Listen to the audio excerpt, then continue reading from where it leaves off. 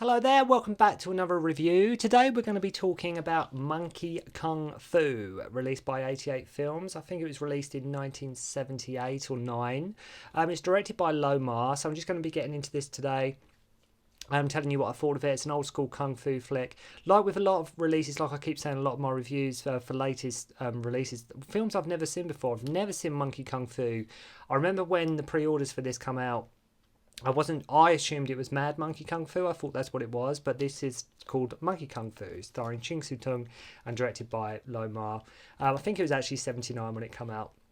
Comes with a slipcase, the usual stuff you get from 88 Films: slipcase, new artwork, booklets, audio commentary, posters, all the good stuff that you come to expect from 88 Films when they do a release like this. So basically, the film, without getting too much into the plot of the film and just explaining sort of the story of the film, basically Ching Siu-tung is in prison. He befriends an old man whilst he's in there. Very briefly at the beginning of the film, he's in prison, and basically the old man gives him the one half of this amulet, and he then breaks out of prison to be pursued by a gang who want the other half. And really, that's all there is to the plot. There's really not a lot to it. It's nice to watch.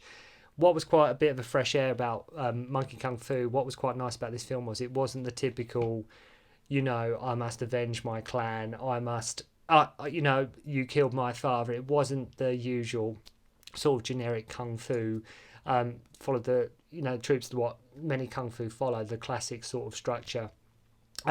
So that was quite nice, and I will say regarding the film itself, I mean, it's only rated to 12. I mean, there's really not a lot of violence in the film. It's a very sort of easy watch. It's a very fun kung fu film. There's not like a lot of bloodshed going on or anything like that. So, as I mentioned earlier, it stars Ching Siu-tung in one of his very sort of very early on in his career, one of his early acting roles. And it was odd seeing him as an actor, really. Obviously, Ching Siu-tung going on to direct such Hong Kong classics, memorable ones such as Chinese Ghost Story, Duel to the Death, choreographing the fight scenes, like I've mentioned in other reviews, like choreographing fight scenes in House of the Flying Daggers and Jet Li's Hero. All them kind of things Ching Siu-tung is well known for. And I think I was looking on, I think it was IMDb I think he had something to do with the sort of the choreography and action scenes in Spider-Man. I'm not sure how true that is. But there is some fantastic gymnastics and set pieces and acrobatics in this film, really showing off how disciplined and skilled these performers are. I mean, Ching Siu-tung in particular really showing off some fantastic stuff, some really well choreographed stuff. Even, like I say, very early on in the film when we're in prison, even in the opening 10 minutes in the prison, I say there's some great choreography involving chairs and tables.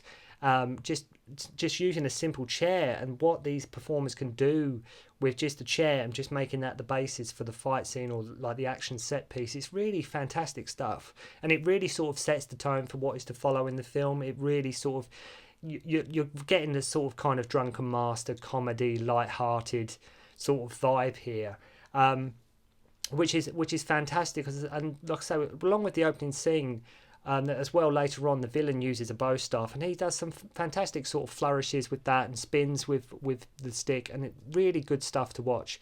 And there's also another great fantastic scene that I like that really stuck out when the two, again not spoiling the film as such here, but when the two break out of prison, they're basically chained together. They're sort of locked together, obviously, and they sort of go on the run. And there's a wonderful scene where they're trying to sort of break out of the shackles. They're trying to sort of get them cut, and they come across this guy with an axe, and he doesn't want to do it because obviously they're criminals, they're wanted. He doesn't want to aid them in any way, and there's a wonderful sort of choreography, sort of light-hearted fun scene there of them trying to just get loose and just get this chain off them. And the villains in this film as well, it sort of plays like a cartoon. It's the kind of thing like a little kid could watch and enjoy this, because there's like I say, being a rated 12 film, the violence is so sort of minimal. It's mainly just ensuring and just showing off some wonderful, like I say, acrobatics and set pieces. The villains in this film very cartoony.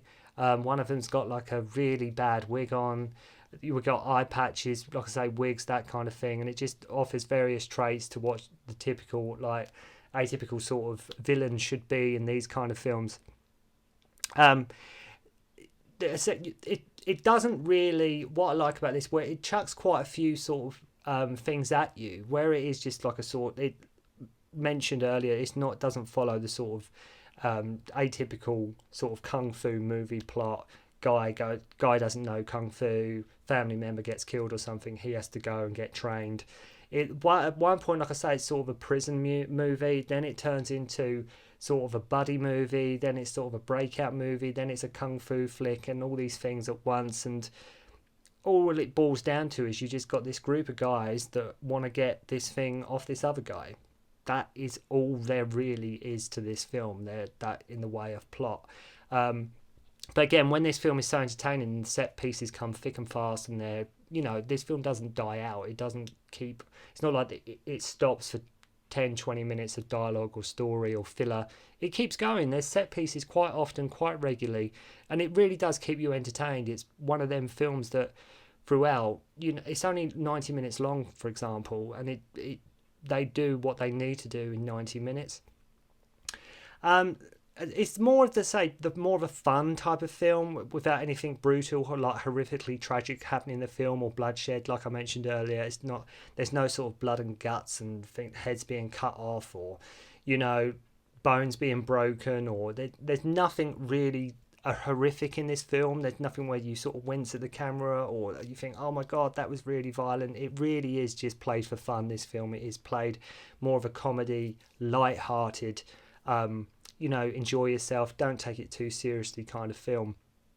But as mentioned with the acrobatics, the levels of fitness that Ching Siu-tung playing Wei Chung, his character in this film, I mean, they're nothing short of mesmerising. They're really not. I mean, I had no idea how gifted, like I say, Ching Siu-tung was. I say the levels of discipline that must be involved to sort of do these kind of moves, and the balancing and the handstands, the footwork, everything involved. It's very similar, as I mentioned earlier, in vein to sort of Drunken Master, The Snake in the Eagle's Shadow, the early Sammo Hung type movies. Not to be taken overly seriously, and so much so that towards the last third of the film, I mentioned Drunken Master there. The two protagonists, obviously, a film called Monkey Kung Fu, they actually learn the monkey style, and one of the styles in the film is Drunken Monkey. I mean, just to give you an idea how sort of similar in vein it is, which oddly enough was the last film directed by Liu Kao-lung. I think back in 2003, I think it was when Shaw Brothers, it was their first film in 20 years or something. But there was a film released in 2003 by Liu Kao-lung from Shaw Brothers called Drunken Monkey. But yeah, to wrap it up, there really isn't overly much else to say about this movie. Although just 90 minutes long, the film achieves, and it's what it sets out to do. It totally achieves what it sets out to do. With Hollywood doing, like, films nowadays are getting longer and longer. You're sitting there for 2.5 hours, 3 hours watching the same film from start to finish, and that seems to be a very big trend now that Western and Hollywood markets are doing. The longer the better. Longer doesn't always necessarily mean it's a good film. It doesn't always, just because something's longer, sometimes it takes forever to just get from one thing to the other. Monkey Kung Fu knows exactly what it sets out to do, and it achieves it completely. And it doesn't have any big names in it in regards to, like, when you think of, say, the Shaw Brothers studio. As I say, it doesn't have like Gordon Liu, Liu Kao-lung, T. Lung. There's not like some classic Shaw Brothers actors in this film. But what you get here is a fun, light-hearted kung fu movie that gives set piece after set piece, and all in the boundaries, all said and done in under 90 minutes. But so it's not, I wouldn't say it's a bona fide classic by any means. I wouldn't say it's one of them must-see top 20 kung fu films of all time. It's far from that, but it's not a bad film at all. It's one of them sort of ones you can just chill out to, not take too seriously, and it's all, I think it's